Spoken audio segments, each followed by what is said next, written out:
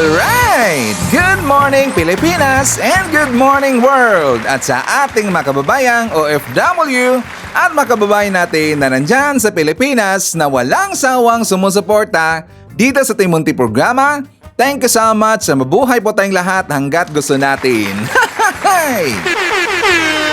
Well, anyways, tuloy-tuloy na po tayo sa nagbabalita dito ng mga tamang balita at sagutin ang maling information na ipapakalat ng mga fake news peddlers ng mga anti-Marcos, lalo-lalo na doon galing sa mga DBS na mga saltik bakabayan. Yes, dapat silang sisgutin. Bakit? Kasi pag-aaya na sila na lagi pong naninira araw-araw kay BBM at sa Marcos sa may session sa katagalan bakabayan, akala mga paninira ay totoo yan sa mata ng ibang tao. So dapat silang susukutin kasi ang bagong Pilipinas, bawal po ang mga sinungaling. At siyempre, kasama niyo pa rin si Sir Ivan, ang pinakabulol na vlogger sa balat ng YouTube, magbibigay sa inyo ng mga totoo at mga preskong balita na kinukuha natin sa ating kapitbahay na social media. So magandang buhay sa ating lahat mga kabayan and happy Monday sa ating lahat. Okay, so before tayo mag-start mga kabayan, well syempre, as usual, i-check muna natin ang ating mga viewers na may maraming comment dyan sa baba sa ating comment section, ang ating pong top 5 commenters. At nandito sa listahan, ang nanguna po si Ma'am Shane Sibal. Meron siyang 79 na mga comments. Nandiyan po si Nemi Hasigawa. Meron siyang 68 na mga comments. Lerma Sondita. Meron siyang 53 na mga comments. Nandiyan rin po si Robel Ferrer Official. Meron siyang 46 na mga comments. And Ebina Dikwaten. Meron siyang 31 lahat ng mga comments. Again, thank you so much po sa ating top 5 commenters. At syempre, pasalamatan natin ating po mga silent viewer dito sa ating channel. Thank you so much. At syempre, pasalamatan rin po natin ang lahat ng mga viewers na lagi pong nag-like, lagi rin pong nagsishares ng ating mga videos. Thank you so much. And also mga kababayan ko, i-acknowledge natin ang ating pong mga channel members. Nandyan si Maria Hermenegilda Panso, Eleazar Tony Hinobi, Barbara Butler, Katita Dar, Edmond Castillejo, Samuel Membrado, and Via Vivar. I-greet natin ating pong mga suki, mga early birds. Yun ang una po sa pag-comment dyan sa baba sa ating comment section. Nandyan sila si Leonardo Asteliero, Lane Gonzalez, Nonay Florin Hills, Mamandawi City of Cebu. Hi to Grace Gruta. Nandiyan po si Army Lagaso, Papa Adelio, Masking Digma, Elizabeth Habihan.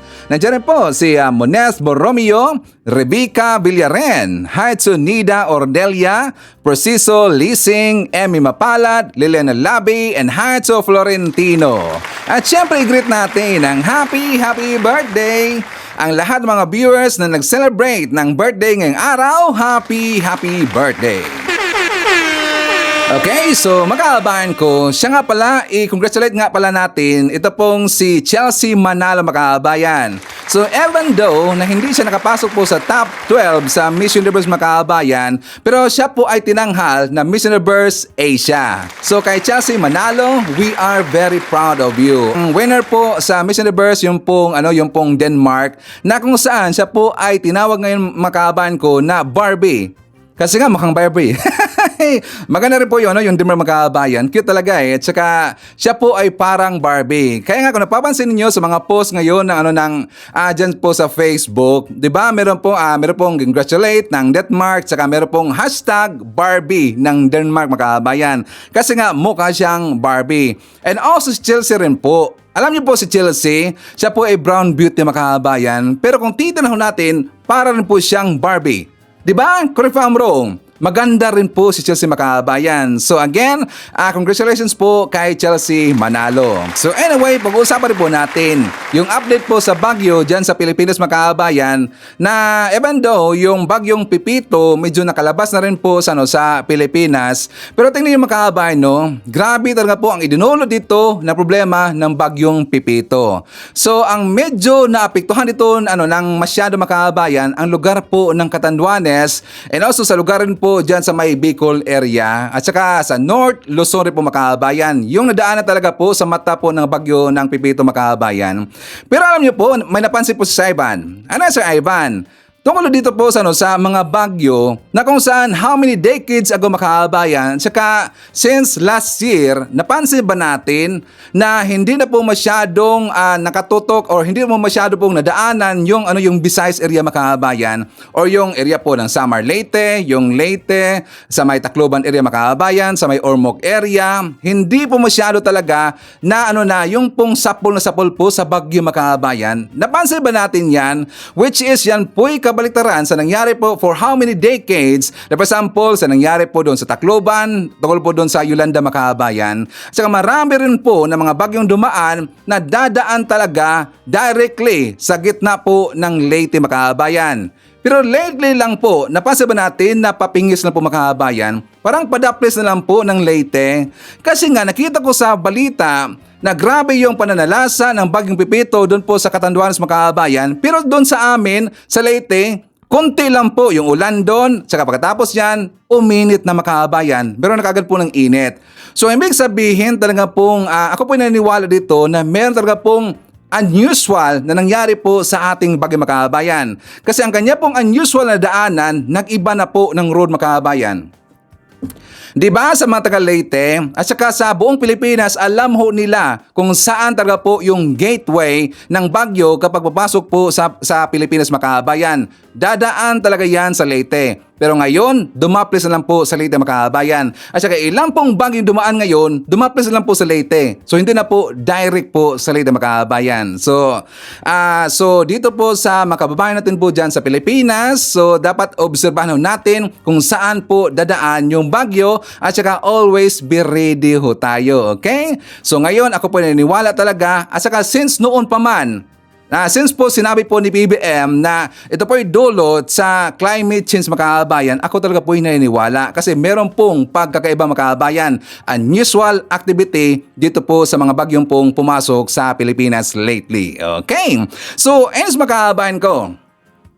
So, pagkasama mo natin po saglit. Kasi tungkol doon sa sinabi ko, di ba, tungkol po sa bagyo makaabayan, na ang palakad po ng mga DDS, ng mga vlogger, ng mga supporters, mga influencers, kanila pong sinisisi dito dahil po napasukan po yung sunod-sunod po na bagyo dyan sa Pilipinas, di ba si PBBM, kasi daw malas daw si PBBM makaabayan.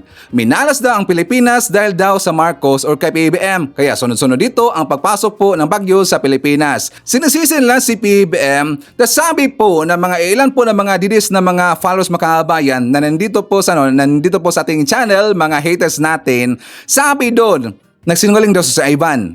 Fake news na tayo makaabayan, fake news na si Ivan. Alam nyo po, kapag meron kong babanggitin dito ng mga topics natin or kung ano mga sentences na babanggitin po si Ivan or babasahin natin dito, totoo ho yan. Nabasa ho yan si Ivan, doon po galing po sa post ng mga DDS. Like for example, dito po sa post po ni John Abinis makaabayan. Sige nga DDS, basahin nyo nga. Diba sabi niya, I just noticed since Pastor Quiboloy was imprisoned, a series of deadly typhoons and flood kept hitting Luzon and EDCA bases with great accuracy. Typhoon Q comes next. O diba, DDS, nagsinungaling ba si Ivan?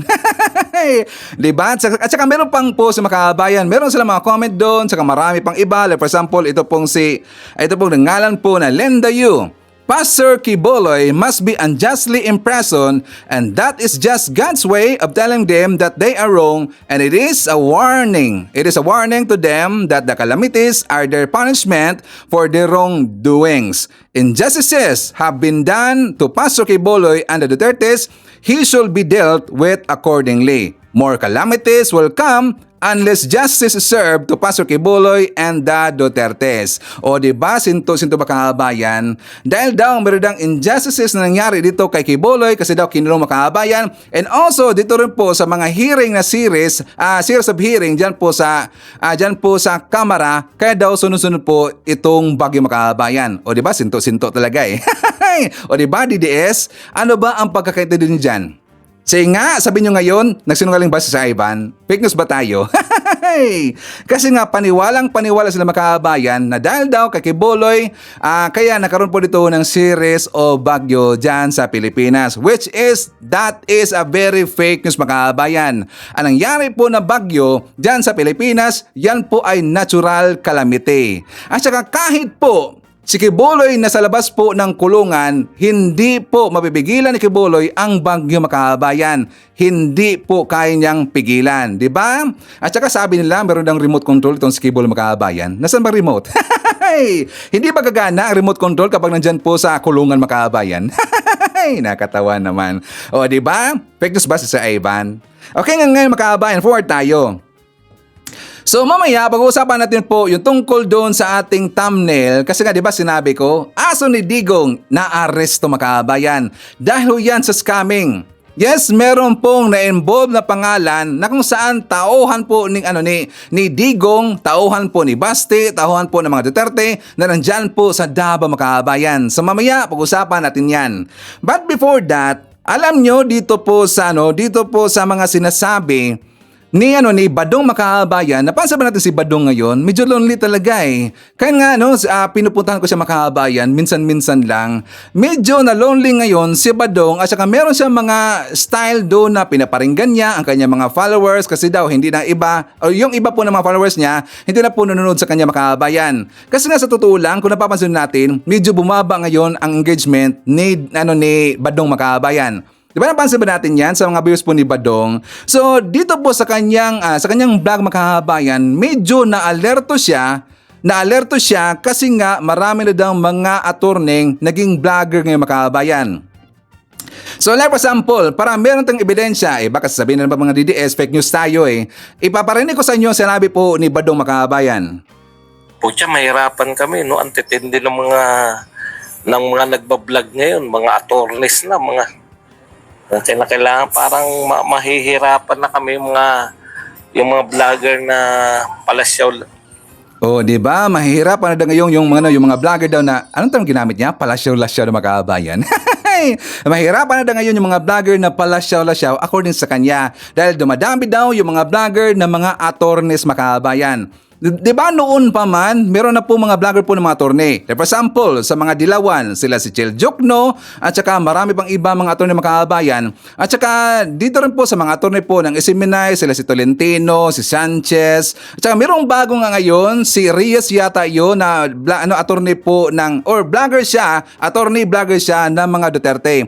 Siya po yung nagtatanggol po sa mga Duterte makabayan na isa po siyang attorney. Ngayon, di ba meron ng pong vlogger, sila po si Atty. Libayan, na kabatas natin mga-kabayan, and also si Atty. Claire, and also nandiyan rin po si Atty. Rene Boino. Di ba? Kilalang natin sila mga-kabayan. So bakit naman siya maalarma? Samantalang noon pa man, nandyan na ho sila mga-kabayan.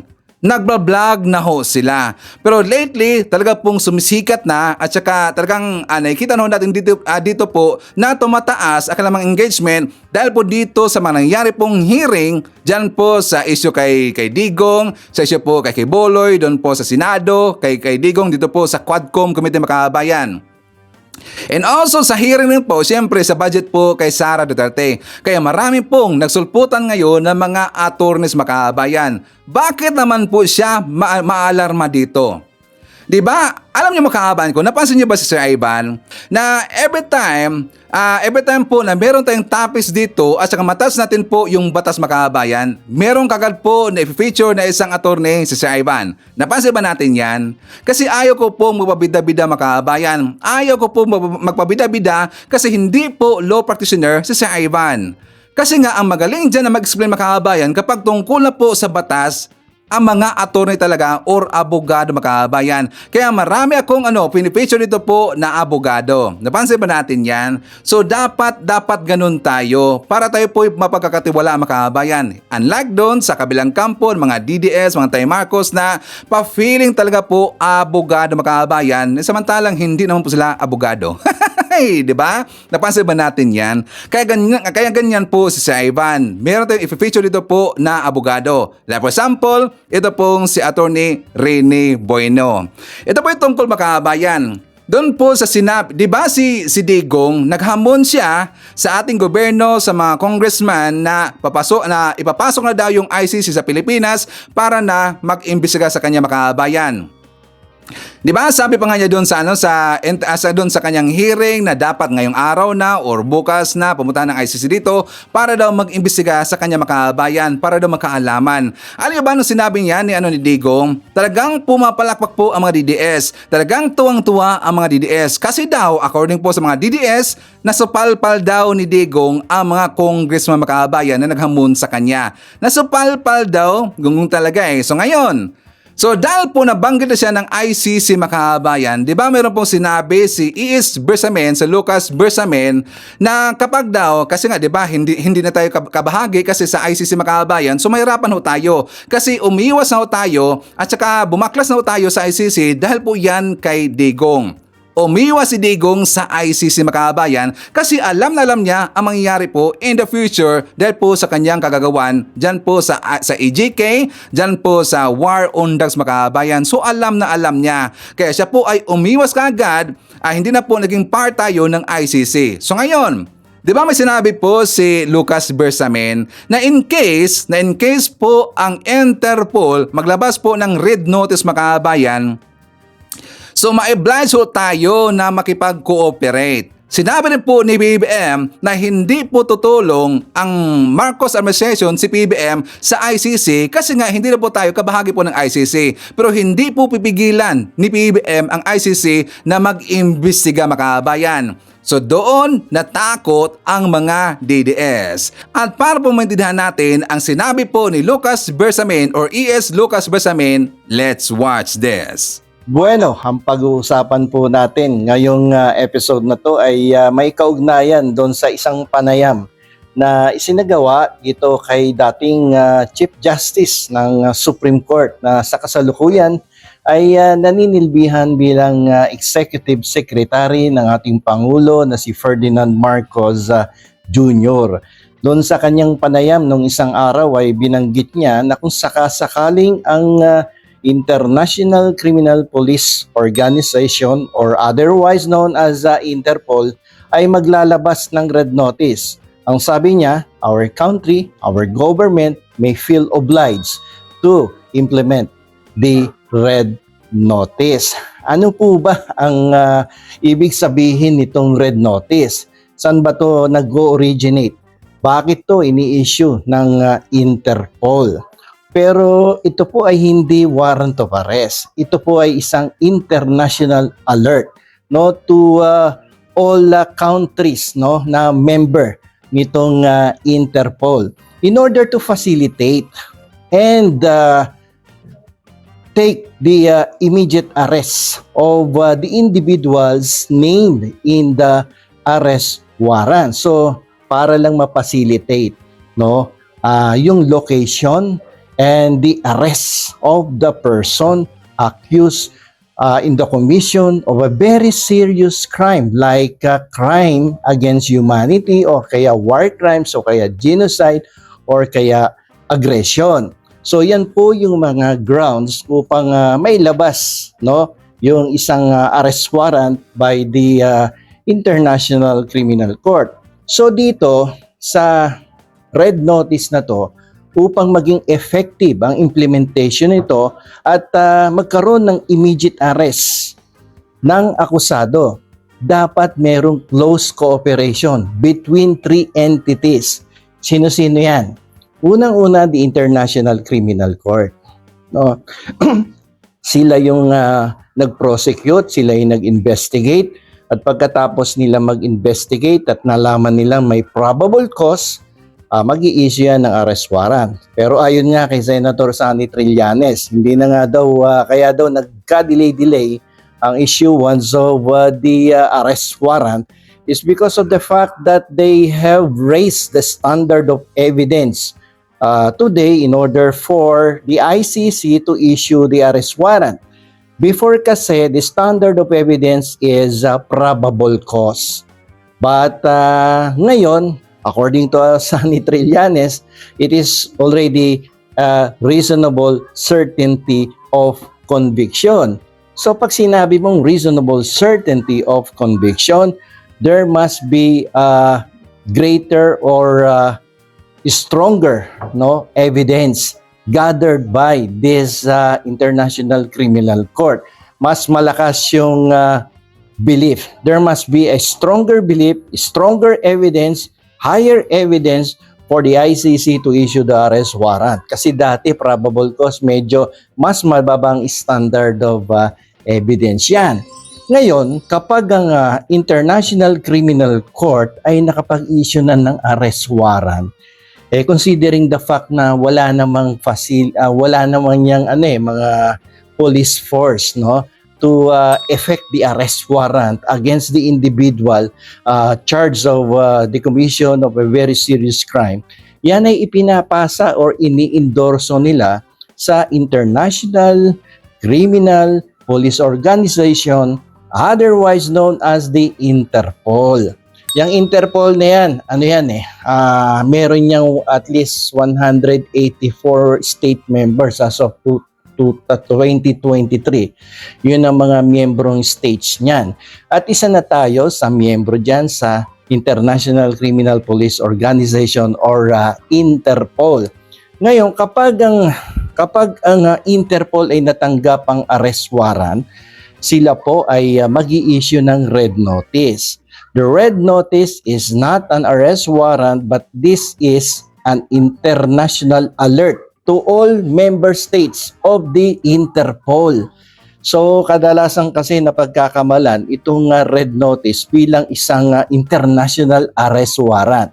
So hindi po yan warrant of arrest. It is a international alert to all the state members na kung saan sinasabihan ang mga member state na merong arrest warrant na inilabas ng ICC at kinakailangan namin ang inyong kooperasyon in order to facilitate the location and the arrest of all the accused named in the arrest warrant issued by the International Criminal Court. Ngayon, may mga challenges na kinakaharap, no, ang Interpol kapag ito ay naglabas ng red notice, sapagkat kadalasan, no, based on the previous arrest warrant issued by the ICC, marami na pong mga karanasan ng ating International Criminal Court at itong Interpol na kung saan hindi sila successful sa implementation of the red notice because of the lack of cooperation on the part of the member state para implement yung red notice. Kasi madaming dahilan yan sometimes yung political considerations, hindi mo maaalis yan. Palagi mo nagkaroon bigla ng political compromise, nakiusap yung mga kalaban ng isang sitting president o yung dominant political party in one country. O kaya maraming factors about the politics kung bakit minsan ay hindi na ipapatupad ang implementation nitong red notice.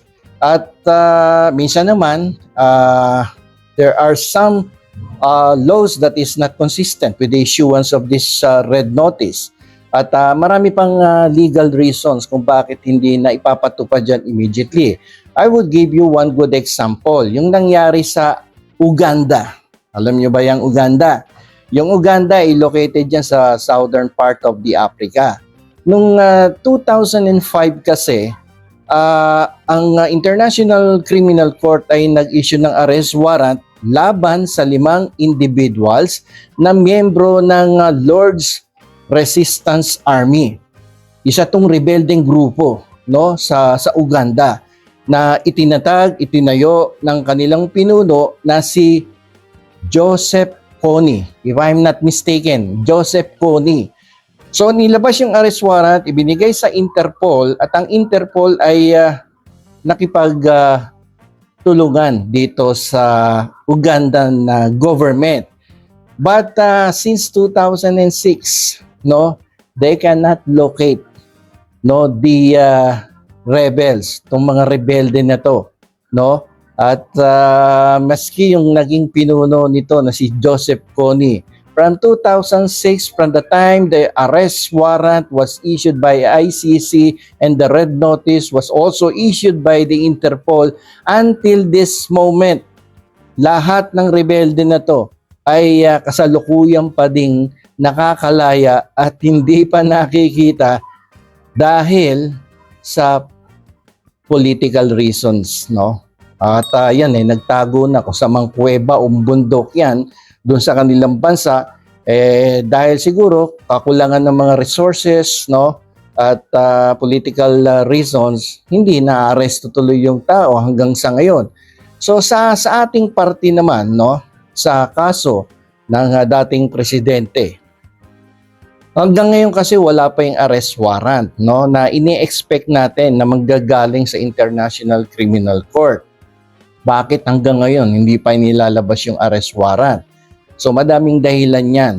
No, isa na nga yung sinabi ni Sonny Trillanes that the ICC has raised the standard of evidence from probable cause to reasonable certainty of conviction, which is a higher type of evidence na stronger dapat, unlike in the probable cause. The reasonable belief should be stronger as compared with the probable cause na mas mababa ang uri ng ebidensyang hinahanap. So, siguro madami pang factors at hindi ko rin maintindihan sa ICC kung ano pang mga elemento ng krimen ng kanilang hinahanap kung bakit hanggang ngayon hindi na mailabas-labas yung arrest warrant na yan. Nagkaroon na nga ng express admission sa Senado, express admission dito sa House of Representatives at pero hanggang ngayon wala tayong balitang na tatanggap na meron bang pag-asang mailabas yung arrest warrant na yan ngayong buwan na to o sa susunod na buwan sa Disyembre bago magpasko o bago matapos ang taong 2024. Walang kasigurudan, no? Masyadong bitin ng taong bayan at hindi malaman kung kailan talaga lalabas tong arrest warrant na to. At isa pa sa mga challenges na pwedeng kaharapin ng ating bansa, just in case lumabas yung arrest warrant at ito ay binigay sa International Criminal Police Organization, nilabas yung red notice. Ang problema dito, magkakaroon ba ng kooperasyon ng ating bansa? Susunod ba sa International Criminal Police Organization or Interpol kapag ibinigay sa atin yung red notice? Kasi sa panayam kay dating Chief Justice, no, Supreme Court Chief Justice at ngayon ay Executive Secretary ng ating Pangulong si Bongbong Marcos, ang sagot niya kasi we may feel obliged, no, to implement the red notice.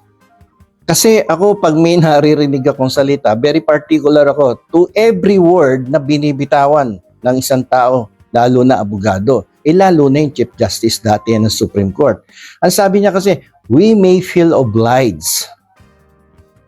The use of the word may ay parang hindi mandatory at parang optional on the part of the government whether or not they will implement the arrest warrant on the basis of the issuance of the red notice.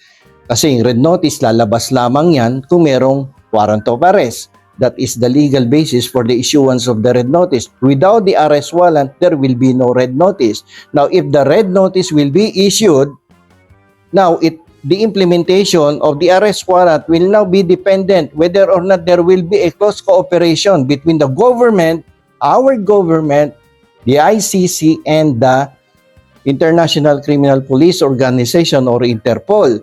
Without the cooperation, close cooperation of our government, the red notice will be a useless legal instrument. Hindi yan mapapatupad kapag hindi nakipag-cooperate si Presidente Marcos at ang ating gobyerno in order to effect the arrest of the former President Rodrigo Roa Duterte. Kasi alam nyo, in the implementation of the arrest warrant, no, for the commission of serious crimes, the most serious crimes like crime against humanity or war crimes, genocide or aggression, in order to have an effective implementation of the arrest warrant, there must be a close cooperation between three entities, yung ICC, Interpol, and our country. Kasi yan meron niyang tinatawag na parang intertwined relationship.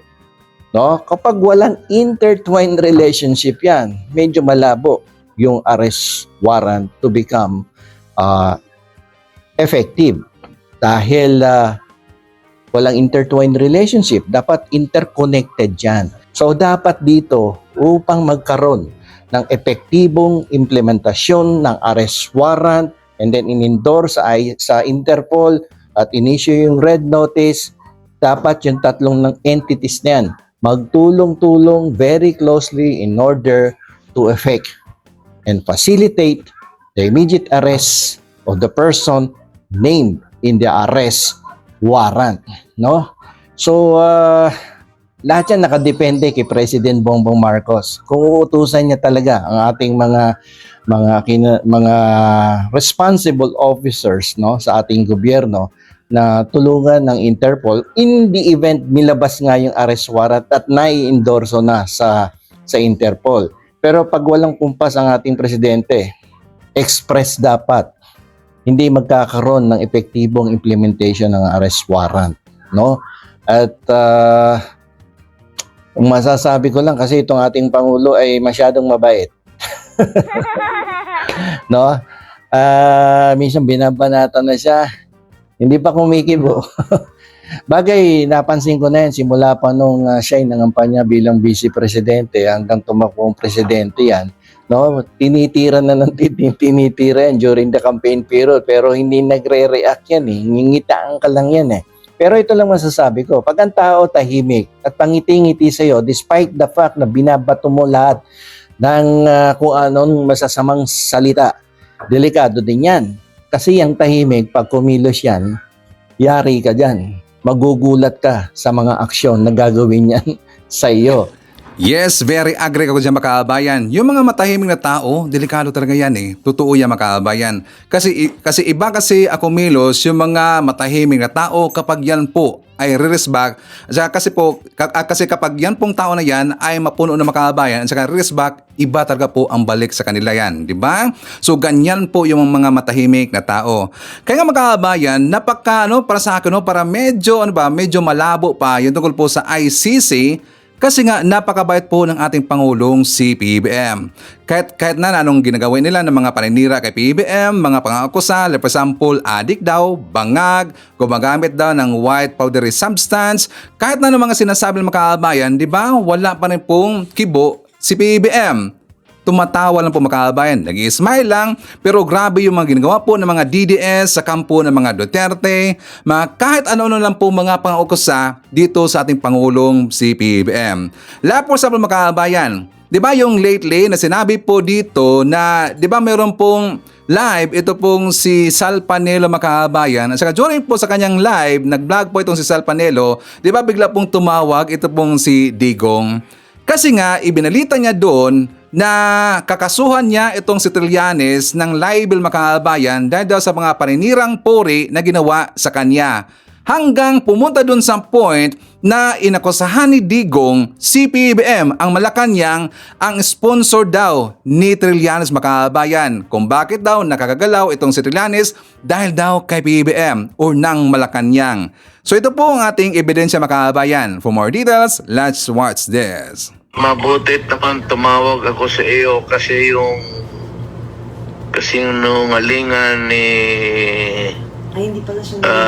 Trillanes gusto kong ikonsulta kasi I have to file libel cases against him. Ikaw mo yung abogado, so para baka sabihin ng tao totoo. Tinatanong nila, bakit daw gusto mong sunggaban si si Trillanes? Hindi, alam mo, sa totoo lang, somebody should teach him a lesson in life. Nasanay kasi siya yung magkudita, kung ano-anong kalukuhan ang pinapasok niya sa buhay niya. Manira ng ibang tao, sirain yung puri, bali, and he gets away with it. Now, it's about time na kailan bigyan siya ng leksyon. Teka muna, Presidente Duterte, sabi nila hindi ka na raw tatakbong mayor?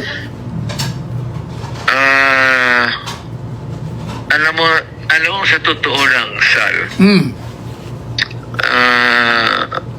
retired na, matanda na ako, retired na ako. Pero hindi naman matanda na. Kita mo naman 73 lang Pilipinas na kagabi. Oh. Ang galaw ko. Pero, yun, 14 hours yun. Oh. Kaya gusto ko na magpahinga. Oh. Kaya lang sa ganitong takbo, kasi itong si Trillanes, talagang Malacanang sponsored yan. Hindi gagalaw yan ang gano'n yan. Walang pera yan. Kung galing Malacanang. Ewan, nagtataka ako bakit ang Malacanang na ginagawa naman wala naman kaming kasalanan sa kanila. Hindi naman ako nag-atake kay Presidente. Pero alam ko na si Trillanes nagtrabaho kay President Marcos. So, pagka ganon, mapipilitan akong tatabo uli ng mayor. O di ba sinungaling makabayan? Napaka-sinungaling itong si Digong. Sabi niya bakit daw ginawa yan ni PBM, hindi naman daw niya sinisiraan si PBM or wala daw ginagawang hindi maganda si Digong or ang grupo ni Digong dito sa Malacanang or kay PBM. Tatanungin natin po yung mga DDS. Mga DDS, wala bang ginawang paninira si Digong kay PBM? Sige nga, please comment dyan sa baba kung wala bang ginawang paninira si Digong kay PBM. Nung una pa nga lang tumakbo si PBM kabayan, di ba nung last election, doon nga nag-umpisa. Sinabi niya mismo na ayaw niyang susuportahan si PBM kasi daw mayroong bagahe makabayan saka adik daw. Adik daw na presidente makabayan. Di ba doon pa nga lang, grabe ho yun na paninira. Hindi ho yun basta-basta makabayan at saka hindi ho yun joke. Wala bang paninira makabayan? Gunggong talaga eh. At saka ano ba ang purpose? Ano ba ang purpose ng kanilang maisog rally? Ano ba ang purpose ng kanilang EDSA Friday Group dyan po sa EDSA Shrine Makabayan? Hindi ba yan nila tinitira si PBM? Hindi ba yan nila tinitira ang Malacanang? Gunggong talaga eh. So ganito po na state of mind no, ni Digong Makabayan. Medyo delikado talaga yan. Delikado po ang Davao City kapag itong si Digong mananalo ulit po bilang mayor makabayan. Delikado po. Kasi dito po sa attitude, sa mga style na nakita natin ngayon kay Digong Makabayan or mga ipinapakita niya lately during po sa hearing, during po sa kanyang mga press conference na bigla na po siyang bumabalik na makabayan at saka paiba-iba kanyang mga sinasabi. Every now and then, paiba-iba bigla ang kanyang mga sinasabi. So ang ibig sabihin, hindi na po stable. Hindi na po stable ang kanyang mental makabayan. So kapag ganito po ang state of mind ni Digong, delikado po ang Davao City. So ako po ay mananawagan po sa mga taga Davao. Gusto niyo ba na ganito po ang inyong leader or magiging mayor ulit dyan sa inyong lugar? Na medyo na meron pong problema makabayan. So nakikita ho natin na ito po yung stage na siguro sa demensya makabayan, di ba? Ito po yung stage ngayon na meron pong demensya itong si Digong, which is hindi maganda makabayan. So doon po sa kanyang sinabi na, di ba sinabi po ni Panelo na sabi niya ay, Mr. President, balita namin hindi ka na daw tatakbo bilang mayor o hindi na daw siya tatakbo. Sabi niya kasi daw may edad na daw siya, senior na siya at gusto niya daw na mag-retire na makabayan. Pero dahil daw sa nangyari ngayon tungkol dito kay Trillanes na kakasuhan niya makabayan, mapapilitan daw siya na tatakbo daw ulit bilang mayor. Nakalimutan ba niya na nag-file siya ng COC makabayan? Nakalimutan ba niya nung dumaan lang na buwan, nag-file siya ng COC for mayor? Ibig sabihin, tumakbo siya makabayan. Pero ngayon, bakit niya sinabi na tatakbo siya dahil kay Trillanes? Gunggong talaga eh. Napaka-sinungaling makabayan. Tapos ngayon, ang tinitira niya si PBM. Itong ganitong tao, hindi talaga po ito pagkakatiwala makabayan. Bakit? Noon pa ho. At mismo si Digong ang nagsabi na mahilig siya mag-implant po ng mga ebidensya sa kanyang kalaban makabayan. Di ba sinabi niya yan? Mahilig po siya mag-plant ng mga ebidensya. So ngayon, ginawa niya ngayon dito kay Digong, dito po kay PBM makabayan. Ginawa niya yan. Ngayon, pag-usapan natin po si Trillanes makabayan. Bakit niya sinabi na sponsored si Trillanes dito kay PBBM, sponsor daw ng Malacanang, kaya daw nakakagalaw itong si Trillanes tungkol dito po sa issue at saka sa mga paninira dito sa mga Duterte makabayan. Kaya daw nakagalaw ng ganyan to si Trillanes dahil daw is sponsored. Nakalimutan ba niya na last 2016 pa ho ang issue, ito pong girian ni Digong versus Trillanes. Kasi silang dalawa mga kabayan, since noon pa po, 2016, hanggang ngayon, sila po ay rival. At ano pong napakainit po ng ulo ni Trillanes dito kay Digong. At saka likewise, deserving po ito si Digong, init po ang ulo ni Digong dito kay Trillanes. Kasi silang dalawa mga kabayan, sila po ay rival since 2016. At yan pong ebidensyang ginipresent ni Trillanes during po sa Quadcom hearing mga kabayan last year 2016 pa ho yan. At bakit niya pinasok ang Malacanang? Di ba? Gonggong talaga eh. Ano yung mga kabayan ko? Ako po ay naniniwala na ang nasa likod po dito ni Trillanes ang mga dilawan.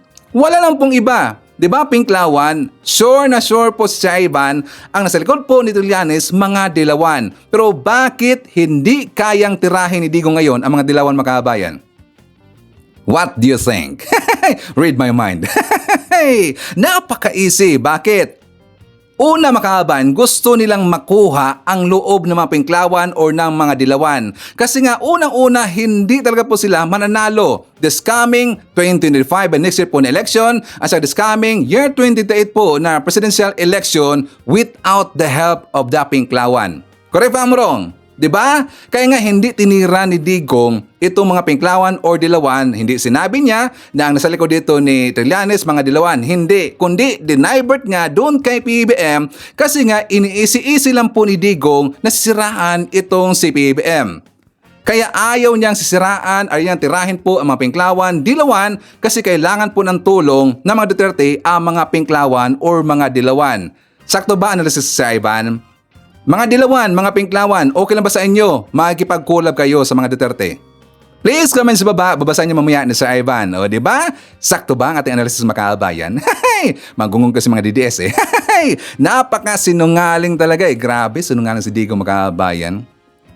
'Di ba? Kahit po yung mga high school, alam nila. At malalaman nila, maranaman nila yung tao pong nagsisinungaling kabayan. At saka napaka-broad na talaga, napaka-public na talaga, at saka klarong-klaro na po ang kanyang pagsisinungaling. Bakit? Dahil po sa kanyang mga statement lately mga kabayan. Dahil po sa kanyang mga pag-aamin during press con, during po sa hearing. So kitang-kita natin dito kung gaano po kasinungaling at marami pong nabodol at puro po pambobodol ang kanyang ginawa sa kanyang time mga kabayan. Ang nakalungkot dito, marami kasing nagpabodol, included me. Pero ngayon, nagising na po si Ivan. Okay? So, ayun mga kabayan ko, before na mag-jump po sa ating next topic, isarman natin. Nandyan po si Nunsky Pasamonte, hi to Wing Salvatierra, Buboy Elmido Costin Sadugyo, isyatat natin si Vector Robin, Apple Nash, Jenky Arellano. Nandyan po si Ivy Alfonso, hi to Alicia Leak, Mercy Calatrava, Lisa Dakotanan Candido, nandyan rin po si Saturnina Talocod, Jose Lisa Moises, Annabel Hoson, Evelyn Garcia, and hi to Elsa Hoffman. Mga kababayan ko, pasensya ha, pag-usapan natin po ito pong si Hitad. Ito pong si Hitad mga kababayan. I am very sure na marami sa inyo ayaw po ang mukha ni Hitad mga kababayan. Pero ipapakita ko sa inyo ang mukha na kung saan nagpulburon itong si Hitad mga kababayan. The other day yan, gonggong talaga eh. Meron siyang ginanon po sa kanyang mukha mga kababayan na white powdery, I'm not sure kung ano yun. Baka pulbos yun or baka flour yun. Kasi nga, gusto niyang i-represent dito na ganyan daw ang ginawa ni PBBM. Gonggong talaga eh. So ngayon, anong nandyan po sa kanyang vlog, Sir Ivan? Kasi nga 'di ba sinabi po ni PBBM, kasi nga 'di ba hinamon po ni Digong ang mga congressman natin, ating gobyerno na papasukin na ang ICC sa Pilipinas, pero meron na pong statement nilabas po si PBBM how many times na hindi po magkikipag-cooperate si PBBM, ating gobyerno sa ICC. Pero kapag sakaling papasok yung ICC, kasama lang yung Interpol makabayan at saka mag-imbestiga dyan sa Pilipinas or maghanyag na po ng warrant of arrest dito kay Digong, hindi nila pipigilan yan. Diba? Sinabi yan ni PBBM. Ngayon, nung sinabi ho yan ni Digong during po sa Quadcom hearing na papasukin ng ICC para pumimbestiga, gusto niya bukas kagad makabayan. Abay, talagang tuwang-tuwa ang mga didis makabayan, pumapalakpak pa nga eh. At nakita ko doon sa live po ni Hitad, tuwang-tuwa sila makabayan, napakaisog daw ni Digong. Ganyan daw na leader dapat ang mamuno daw sa Pilipinas makabayan. Gonggong talaga eh. So ngayon, tuwang-tuwa sila. At saka sinabi pa niya makabayan, PRRD steals the show. PRRD steals the hearing makabayan. Kasi daw naging highlight, nag-viral daw ang hearing na yon dahil daw kay Digong makabayan. Dahil daw sa kanyang napaka-maisog na statement, nilamon daw ni Digong ang mga congressman ho natin. Ngayon, nag-iba bigla si Hitad makabayan. Ano nangyari? Biglang natakot kasi nga alam na nila at saka meron pong statement na sinabi po ang ating kapulisan makabayan sa pangunguna ho yan ni spokesperson general na ba siya makabayan, yun pong si Jean Fajardo, nakalimutan ko lang eh, basta siya po yung spokesperson makabayan. I'm not sure kung siya na ba ay general. Siya po yung nagsabi, statement na magkipag-cooperate po ang ating kapulisan sa Interpol makabayan. So ngayon, as sinabi po ni Hitad, abay biglang nagpanik makabayan. Nagpanik itong si Hitad, ito po ang kanyang sinabi. So, sinabi natin dito sa interview ni Bangag na hindi daw nila pipigilan yung ICC. Okay? Hindi nila pipigilan ng ICC na pumasok at para what? Damputin si Pangulong Duterte kasi daw umami naman daw na siya ay may mga ginurgur, 'di ba? Na ita-transcript, sabi na nga ni Bangag, lahat ni Bangag at ng Malacanang, lahat ng mga pinagsasabi ni Pangulong Duterte ay i-endorso o ibibigay nila sa ICC, hindi nila hahadlangan at yun ang kung ano man yung request nila ay ng ICC, yun daw ay pagkakanulo nila ang Pangulong Duterte dahil sa mga sinabi ni Pangulong Duterte na pag-amin na siya ay may ginurgur, ganito, ganyan, di ba? So ngayon, mga palangga, ang sabi nila, na parang daw, talagang ang acting pa ni Bersamin na parang mapipilitan sila na ibigay o makipagtulungan tapos napipilitan. Kumbaga ayaw daw nilang gawin yon pero mapipilitan sila na talagang makipag-ugnayan sa what? Dito sa Interpol o sa ICC. Ito mga ulol na to. Okay, basahin natin uli sa mga kakilala lang sa kay Palangga. Alright? Itong mga julul na ito, mga kababayan, nuknukan ng kasinungalingan. Okay, dyan lang yan. Alam ko po, ayaw po ninyo makita po yung mukha po ni Hitad makabayan, ipopokins yun eh. Pupokins 2 times. Saka puro po paninira, puro po fake makabayan. According to my puting ahas makabayan. Kasi kasunod doon, may isang sinabi doon, may isang binasa na according to my puting ahas, saka bla bla bla, may isang sinabi doon na talaga daw meron daw oplan patumbahin ang Duterte makabayan. Bakit kailangan pang gumawa po ng oplan patumbahin yung mga Duterte? Samantalang dahil po yan sa kanilang kagagawan makabayan. Sila po dito ang gumawa sa kanilang sarili para po sila ay mapapahamak dito sa kanilang sarili ang mga Duterte makabayan. Bakit ba nila sasarap po yung gobyerno? Gunggong talaga eh, di ba? Ang pag-amin ni Digong, klarong-klaro naman yan, recorded ho yan. Kasi nga yan po na televised na broadcast makabayan. Kung kailangan po ng ICC ng transcript, record, information galing po sa mga series po na mga hearings makabayan, walang problema ho yan. 'Di ba? Walang problema. Bakit? Siyempre nakita nila sila rin mismo, meron silang translator na Filipino at saka kung ano man yung tao, yung kanyang kausap makabayan, kung ano bang langwahe, ang alam pong i-translate doon, meron na pong translator. Aside po kay Attorney Conte makabayan. At kung kailangan man ng certified copy at saka aprobado po ng taga-Quadcom makabayan, yung transcript of record na kailangan po doon sa information or during po sa hearing, investigation po sa Quadcom, handang-handa po ang Senado, handang-handa po ang Quadcom na may kipag-cooperate po sa Interpol makabayan. Kaya ngayon, galit talaga, di ba? Itong si Hitad, nagpanic mode makabayan kasi alam nila, ICC plus Interpol is coming to town. Alam na yan. According daw sa kanilang puting ahas makabayan. Di ba? Nakatawa talaga eh. Sila ito yung maisog daw. Tapos nung sinabi ho yan ni Digong, pumapalakpak sila mga kababayan. Pumapalakpak sila, nagchicheer sila. Galing daw eh. Napakaisog na makahaban eh. Matapang daw eh. Tas ngayon, biglang nag-iba makahaban kung talaga eh. Nagpanik na. Bakit? Alam nila, malapit na po yung warrant of arrest galing po or bit-bit na po ng Interpol makahabayan. Sana po bukas meron na eh. So anyways makahaban, pagkita ko po sa inyo ang vlog po ni Mike Abbey. For more details, let's watch this. Ito na po ang development. Tiniyak na ng Philippine National Police. Makikipagtulungan sila sa International Police o Interpol. Ito, pakinggan nyo itong balitang ito. Magiging baldito at masasyak ang magugulat ang kampo ni Duterte at mga DDS, yung kampo ni Duterte, dito sa balitang ito. At sinasabing ito, paninindigan at gagawin ng Philippine National Police. General Jean Fajardo, may umiiral na kasunduan sa pagitan ng law enforcement agencies kabilang ang PNP sa international counterparts kaugnay ng pagsisilbi ng warrant of arrest sa mga taong pinaghahanap ng batas. Gaya na lang ng nangyari sa paghuli kay dismissed Bamban Mayor Alice Go at ang ginagawang pakipag-ugnayan sa Timor-Leste kaugnay kay dating Congressman Arnie Tevez. No less than the former president has clearly stated na he will submit himself to the jurisdiction of ICC. So personal po niya itong take po. So kung meron mang pong lalabas na warrant of arrest at ang Interpol po ay hihingi po ng assistance sa atin, then like I said, the PNP, particularly the Philippine National Police, is bounded by the security protocol with respect to assistance to be provided with our foreign counterparts po. Ayan, so malinaw ha? Malinaw. Malinaw po yung sinasabi ng issue ito. Ayan, no?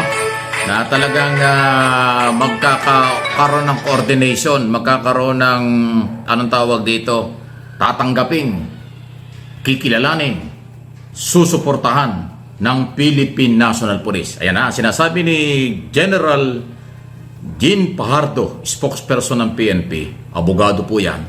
Ang sinasabi niya, dahil inamin na rin ni dating Pangulong Duterte na willing naman siyang humarap sa ICC.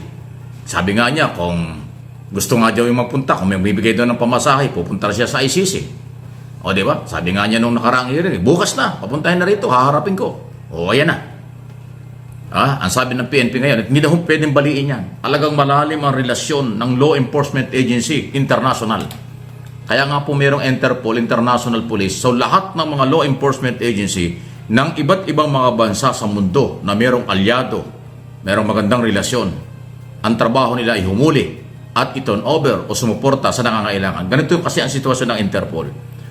Pag ang Amerika, halimbawa, o Canada, o anumang bansa sa mundo, meron silang kailangan na hulihin dito sa Pilipinas na kanilang mamamayan, o kahit hindi nila mamamayan, pero mayroong kasong nakapending sa kanilang bansa, pwede silang ang Interpol doon makikipag-coordinate sa atin para hulihin yan.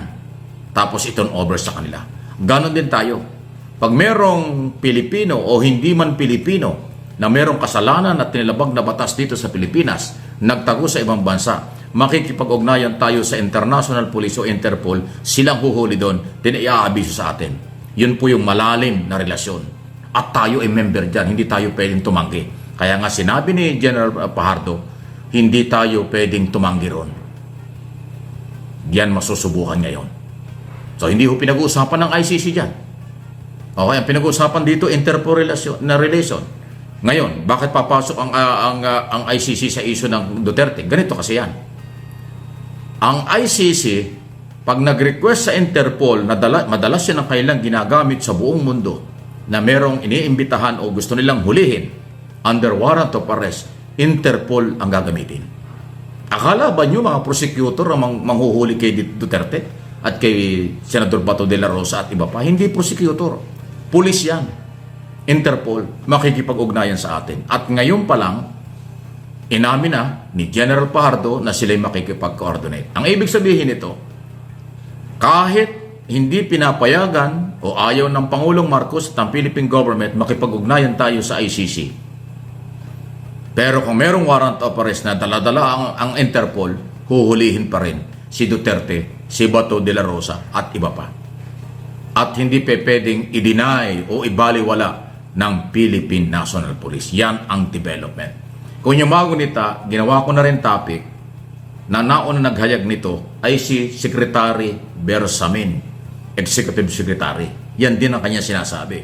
Sa oras na merong red notice ang Interpol para makipag-ugnayan sa Interpol ng Pilipinas, ay tutulungan nila. Hindi nila pwedeng tanggihan yon. Ngayon, may sinabi ang PNP na ganyan. Ayun na yun. Malinaw na yan kung naiintindihan ninyo. Okay? Ngayon, kung babatikos na naman kayo, sasabihin, kala ko ba walang jurisdiction sila? Akala ko ba hindi papayag ang Marcos administration sa ICC? Abay, ibang issue yun. Ibang issue yun. Iba yung investigation kaysa warrant of arrest. Ang investigation, prosecutor ng ICC ang gagawa. Ang warrant of arrest, Interpol at PNP ang magpapatupad nun. Magkaiba po yun. Yan. Para kaya hindi kayo naliligaw. Kasi pagka kayo nalinlang na naman ng mga mapanirang uri na walang ginawa ko, hindi ang balita ay baliktarin. Ang balita ay palakihin ng wala sa lugar, katulad ng ginagawa nila. Abay, dito sa aking channel, hindi po. Meron tayong pinanghuhugutan under the law. Meron tayong pinanghuhugutan nasa sa ilalim ng malalalim na relasyon ng Philippine authorities at ng iba pang law enforcement sa abroad. Yun po yun. Naku, ayari na. Wala tayong magagawa. Total, si Duterte naman po ang amin ng amin ako ang may kasalanan ng lahat ng yan. Inaako ko ang lahat ng pagkakamali at haharapin ko ang lahat ng investigasyon. Binabastos pa nga niya ang ating mga otoridad. Wala daw na ipapail na kaso. Ang ICC daw, kaya niyang harapin. O, di yan Sa inyo nang galing Di lalong mas mapapabilis ang galawan. Kaya hintayin natin kailan magkakaroon ng warrant of arrest. Kailan makikipag-ugnayan ng Interpol sa Philippine Interpol. Pag nangyari yan, magkaka-arestuhan. Walang takutan. Yung totoo lang ang ating binabalita. Okay? May pinamhugutan tayo, hindi chismis. Ito ay bunga ng autoridad, bunga ng coordination, bunga ng relasyon ng Philippine Law Enforcement Agency at sa International Law Enforcement Agency, like Interpol. Ayan, pag hindi pa niya naintindihan yan, nagbubulag-bulagan na. Huwag kayong pahawa sa mga nagbubulag-bulagan na kunwari walang alam kasi kanilang pinagtatanggol yung kanilang mga pinaniniwalaan. Tayo, law, batas, international law, rule of law, at siyempre, due process. Pagka nahuli, magta-trial naman yan. Pagka nailaban niya sa trial na wala siyang kasalanan, di pakapakawalan siya. Pero pag napatunayan sa trial na meron siyang kinalaman dahil doon sa kanyang pag-amin ng pag-amin, yung kanyang pag-amin, kanyang inlulubog ang kanyang sarili, inaamin niya, di bahala siya kung paano niya i-depensa at paano niya makumbinsi ang International Court na wala siyang kasalanan sa kabila ng kanyang pag-amin ng responsibilidad, pananagutan sa kanyang mga ginawa. Ganun po yun. Ayan, Sige, maging matalino, huwag sarado ang isipan, magiging maunlad ka. Magiging maunlad kayo. Pero pagka nagbingi-bingihan, dahil may kinakampihan, pupurol, hihina ang inyong kaalaman. Hindi pa nanakot yan, isubukan nyo. Okay, so mga DDS, huwag muna kayong magpanik. Pero kapag meron kayong makita ng mga foreigner na mga matatangkad, matipuno po yung katawan, saka nagsibilyan na paaligid-aligid dyan sa Davao City at saka malapit po sa bahay ni Digong, dyan na kayo magpanik. Yan na po ay Interpol, mga DDS. O, diba? So anyways, shout out natin. Nandyan po si Pink Clover. Hi to Joy Para, Araceli Razal. Nandyan po si Tagalog Nak TV.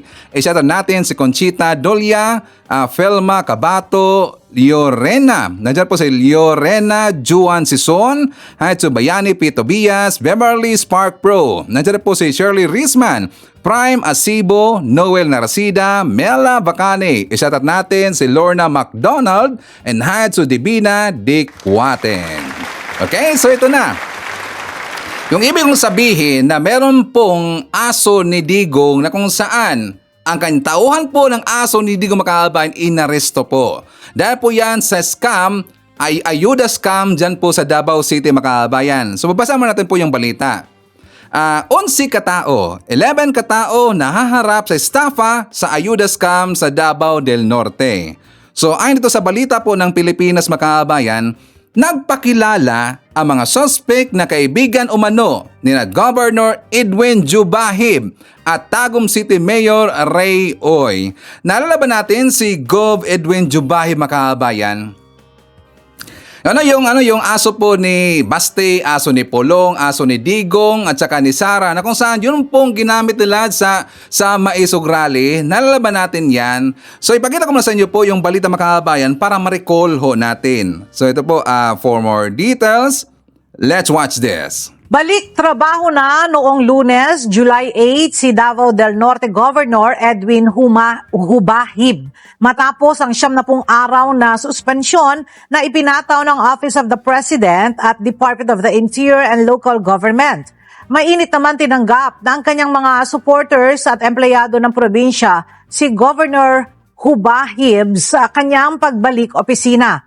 April 8, 2024, unang sinuspinde sa pagka-gobernador si Jubahib ng 60 araw dahil sa umano'y misuse of authority at paggamit ng pondo ng gobyerno para sa pansariling interes.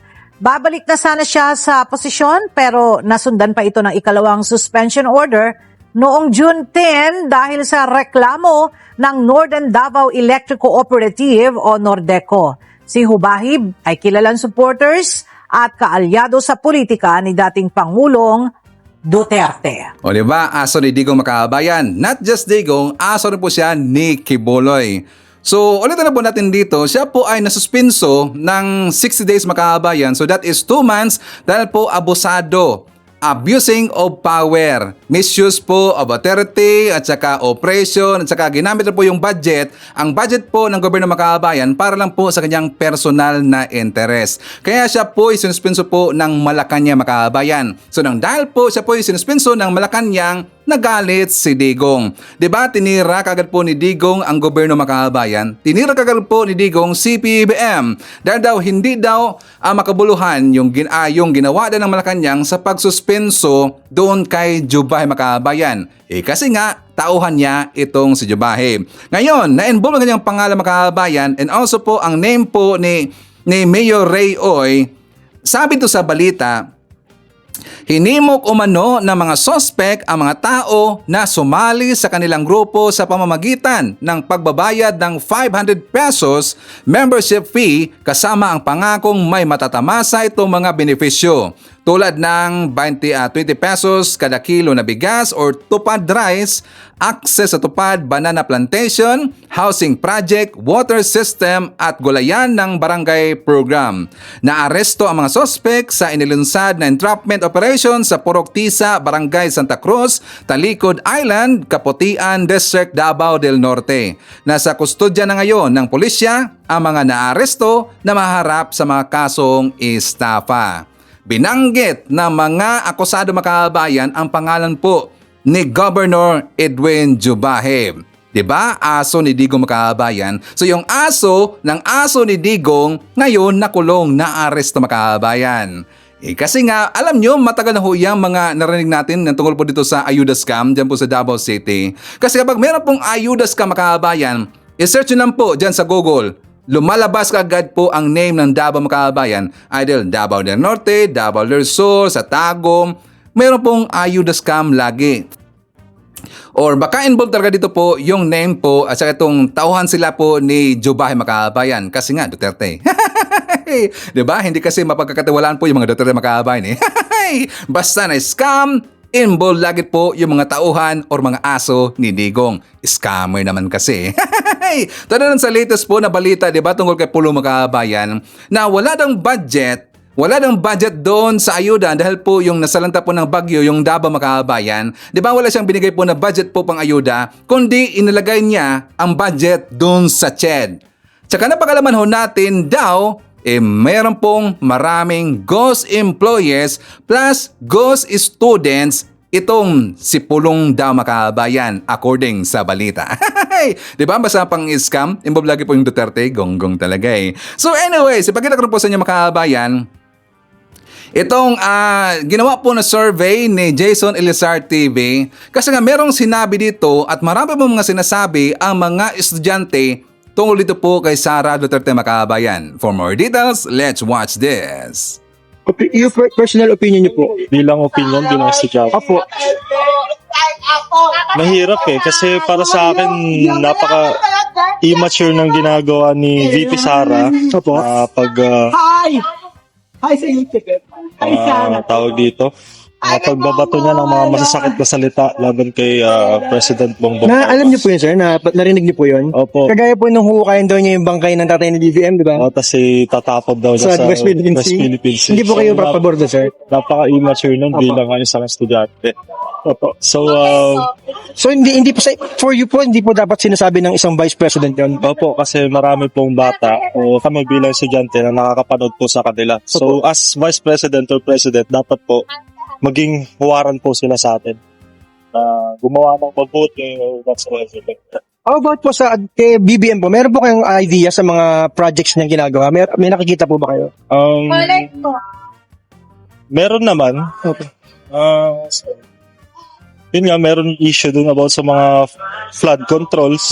Narinig niyo po. Aware po kayo, sir? Aware po kami doon. Opo. So, yan, di rin natin masisisi kasi kahit sabihin nilang flood control, yan talagang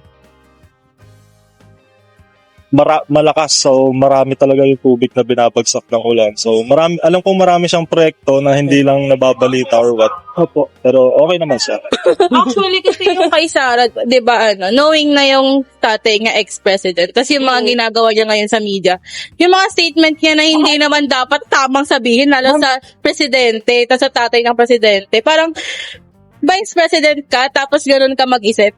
Ma'am, napaka-importante niya na kasi wala akong balak itanong yan today. Pero binanggit niya yan, ma'am. Narinig niyo sinabi niya na hukayin ko yung bangkay ng tatay ni BBM. Di ba, kahit sinong normal, kahit sinong normal na tao, hindi ganun mag-isip eh. Kahit galit ka pa, di ba? Vice President ka, tapos ganun ka mag-isip. Ibig sabihin, may iba yung pag-iisip mo, may something ka na, kaya mo, capable kang gumawa ng ganong bagay. Hindi lang sa late president. Kasi kung normal, may isip mo ba yun? Oo, di ba? Si Sir Obs. Okay. So, you think, ma'am, even if you're not a vice president, it's not normal to say that? Yes po. Opo. Kasi, especially when you're a vice president. yes. Image Opo. ka eh. Hindi lang sa image eh. As a person, ganun na gagawin mo. Sabi, ma'am, nagsalita po yung tatay niya, si Digong. Sabi niya, biro lang daw ni Sara yun. Ay, hindi magandang biro yun. Diba? Joke Ikaw talaga mag-joke kayo. ka ba ng Joke siguro ganun? yung paglaban niyo sa ano. So, yan po yung reason nyo kay BP Sara, kaya wala po kayong tiwala sa kanya. Opo. Sa ginagawa kasi ni Inday Sara, parang unprofessional na ng dating para kay BBM. Kaya si BBM kasi nagpapakita pa rin siya ng professionalism pa rin po kay Inday Sara. Ano yung nakita niyo yung unprofessional kay BP Sara, sir? Yung tulad ng mga, yung sa sikat na, yung dapat daw, yung itatapon daw yung tatay ni... Alam niyo po yun? Napanood niyo yun? Napanood ko. Sabi niya po, hukayin ko yung bangkay ng tatay ni BBM, itatapon ko sa West Philippine Sea. Ayaw niyo po yun, sir? Siguro, syempre kasi bilang, syempre, tatay niya, sa mga pangalan niya, Siya po lakay. Apo. Syempre, bilang anak po, masakit yun, sabihin sa kama po. So, sa tingin niyo po, sir, very unprofessional po yung sinabi ni Didi. Para sa akin, opo. And as a vice president po, sa tingin niyo, hindi na dapat sinabi yan. Opo, para makita rin, kasi bilang isang leader nga ng bansa, di ba, kailangan makita natin sila na mabuting ehemplo sa halimbawa Lalo na po sa inyo mga estudyante rin po. Kayo po yung future ng bayan mga estudyante, mga kabataan. Sige po, thank you. Yung kay po kasi, kay VP Sara, wala pong, yung lalo na po yung sa confidential funds. Kasi syempre, din po, kami rin naman mag-benefit doon sa ginagawa niya. Kaya, mahirap na po na walang transparency yung ginagawa niya. Tsaka, asan yung confidential fund? O di ba? Mabuti pa yung mga estudyante makakabayan. Marunong mag-isip, no? Marunong gumamit sila ng critical thinking makakabayan. Asa natuwa ko doon sa sinabi po ng estudyante yung first makakabayan na mga babae. Sabi na, hindi daw normal ang ginawa ni Sara Duterte. Ang big sabihin, Hindi normal si Sara Duterte. Di ba mga kabayan? Di ba DDS? Hindi normal si Sara Duterte. So anyways, isatan natin. Nandyan po si Jess Tubtob from Calamba, Laguna. Hi to Lula Taray ng Japan, Emergencia Yongko from Anchorage, Alaska. Isyatat natin si Evelyn Garcia.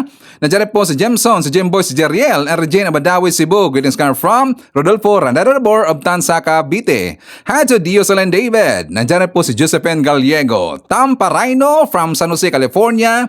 Nandiyan po si Ashen, Jelen Quezon, Joyful Pinay, Menchi Saudi Naval. Hi to Lodi Kitain. Nandiyan po si Marilo Gallego, Robel Ferrer Official, Rosalinda Katubig, and hi to Presentacion, Bihar. Okay, so mga kababayan ko, yan po ating manakalap na mga balitang ngayong araw. Kung nakaabot ka po sa portion na to, sana nakapag-like na ho tayo. Libre po ang mag-share, libre din ang mag-subscribe. Again, maraming salamat sa mga viewers na hindi nag-skip ng ating mga commercials. Thank you so much. At before natin tatapusin ang ating programa ngayong araw, sana sabayan nyo si Sir Ivan para sa ating live messaging prayer. Mahal na Panginoon, Ikaw ang aking lakas, aking pag-asa at aking kagalakan. Kailangan po kita sa lahat ng oras. Pakiusap, protektahan mo po ang aking pamilya, mga kaibigan at sino mang nagbabasa nito. Dalangin ko na ang kamay ng Diyos ay hindi titigil sa pagtulong sa atin sa mahihirap na sandali ng buhay. Naway alisin ng Diyos ang ating pasakit, mga alalahanin at problema at palitan naman ito ng kalusugan, kaligayahan at kapayapaan. Idinadalangin ko ito sa pangalan nating Panginoong Jesucristo. Amen. So maraming salamat mga kababayan, and I hope to see you again on my next video. Rocking around the Christmas tree at the Christmas party hop. Mistletoe hung where you can see, every couple wants to stop. Rocking around the Christmas tree, let the Christmas spirit ring. Later we'll have some pumpkin pie and do some